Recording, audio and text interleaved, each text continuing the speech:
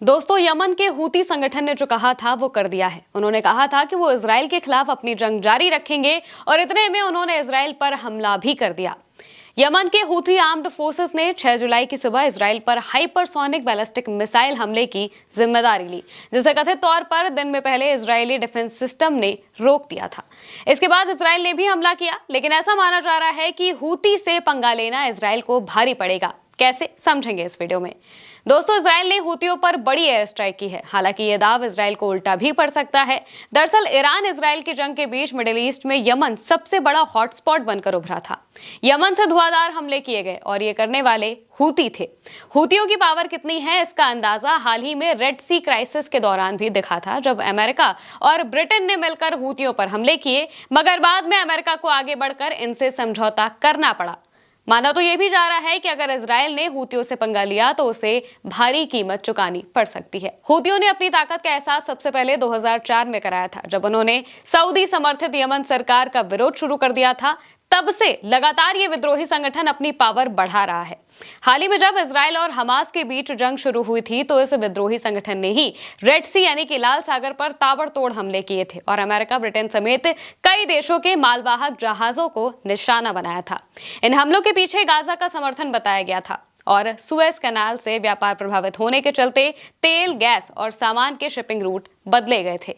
Houthi भी Iran की तरह ही इजराइल को इस्लाम का दुश्मन बताते हैं। गाजा युद्ध के दौरान भी हूती हमेशा हमास के पक्ष के में बयान देते रहे हैं। 2023-24 में हमास के खिलाफ कार्रवाई के दौरान हूतियों ने यमन से इजराइल पर मिसाइल और ड्रोन हमले भी किए थे। इजराइल ने बेशक अभी तक इस पर सीधी सैन्य प्रतिक्रिया नहीं दी है, लेकिन समुद्री सुरक्षा बढ़ाने के लिए वो सहयोगी देशों से मदद मांगता रहा है। और ईरान इजराइल की हालिया जंग में सीज फायर के बाद एक बयान में हूतियों ने कहा था कि गाजा से इजरायली सेना जब तक बाहर नहीं जाती है, वो इजराइल पर हमला करते रहेंगी। हूती को ईरान के प्रॉक्सी वॉर का प्रमुख हथियार माना जाता है। इसी साल मार्च में जब अमेरिका ने लाल सागर और अदन की खाड़ी में हूतियों पर हमले किए थे, जवाबी कार्रवाई होने पर अमेरिकी राष्ट्रपति डोनाल्ड ट्रंप ने यह माना था कि हूतियों को ईरान से ताकत मिल रही है। ट्रंप की इस टिप्पणी के बाद यह बहस बढ़ गई थी कि आखिर हूती ईरान की नीतियों पर कई हद तक काम करते हैं। IISS की एक रिपोर्ट की माने तो काफी हद तक हूतियों को ईरान से मदद मिलती है, लेकिन सिर्फ ये संगठन ईरान की मदद पर निर्भर नहीं है। अब इस संगठन ने अपने हथियार खुद बनाना शुरू कर दिए हैं और इसी वजह से इजराइल मुश्किल में पड़ गया है। इसके लिए ईरान से बेस मदद लेता है, खासतौर से ड्रोन इसकी ताकत है जो अब यमन में ही बन रहे हैं। हूतियों के पास बैलिस्टिक मिसाइलों का जखीरा है। विद्रोही संगठन की शुरुआत से ही ये इस पर काम कर रहे थे। तेहरान से इन्हें लगातार तकनीकी और प्रशिक्षण मिलता रहा है, यानी कि टेक्नोलॉजी और इससे रिलेटेड जो भी चीजें होती हैं वो ईरान इन्हें प्रोवाइड करवाता है, ऐसा रिपोर्ट्स में कहा गया है। हूतियों के हमलों के बाद बरामद मिसाइल के टुकड़ों की संयुक्त राष्ट्र यानी कि US की ओर से जांच कराई गई थी, तो सामने आया था कि इनकी तकनीक ईरान से मिली हुई है। सिर्फ बैलिस्टिक मिसाइलें ही नहीं, बल्कि आर्टिलरी, रॉकेट और क्लोज रेंज और मध्यम दूरी की बैलिस्टिक मिसाइलें भी हूतियों के पास हैं।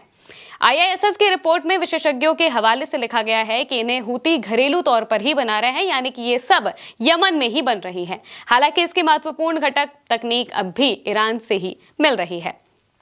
इनमें फालिक मायून और अल बहर अल अहमद जैसी क्लोज रेंज एंटीशिप बैलिस्टिक मिसाइलें शामिल हो सकती हैं। इसके अलावा भी वो कई हथियार बना रहे हैं, यानी कि ईरान से इजराइल की सीधी जंग तो खत्म हो गई है, लेकिन प्रॉक्सी वॉर और हूती संगठन इजराइल को किसी भी कीमत पर चैन की सांस लेने नहीं दे रहे हैं। इजराइल की हालत ईरान से जंग के बाद वैसे ही बदहाल है, लेकिन जब तक इजराइल गाजा में अपने हमलों को बंद नहीं करता, ये जंग रुकना मुश्किल है और हूतियों की तरफ से किए गए ये हमले भी मुश्किल बताए जा रहे हैं, क्योंकि हूतियों ने वादा किया था कि जब तक इजराइल अपनी सेना को गाजा से पीछे नहीं हटाता है, तब तक हम ये हमले जारी रखेंगे और ऐसा वो रह रहकर कर भी रहे हैं।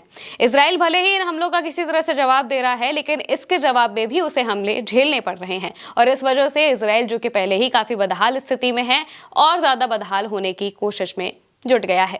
क्योंकि अगर देखा जाए तो वो यमन से या फिर हूतियों के साथ अगर जंग में इस वक्त पहुंचता है, तो इसके लिए इजराइल को भारी कीमत चुकानी पड़ेगी। ईरान के साथ जंग में ही इजराइल को काफी सारा नुकसान हो चुका है और किसी तरह से कहा जाता है कि हूतियों को ईरान का समर्थन भी है, यानी कि बैक ऑफ द डोर से ईरान उन्हें समर्थन देता भी है। तो ईरान भी अपनी जंग किसी तरह से हूतियों के जरिए लड़ रहा है और अगर जब तक ईरान उनको समर्थन देता रहेगा, इजराइल का जीत पाना मुश्किल है। साथ ही हूतियों के इरादे इजराइल को किसी भी तरह से अभी चैन से बैठने नहीं देंगे।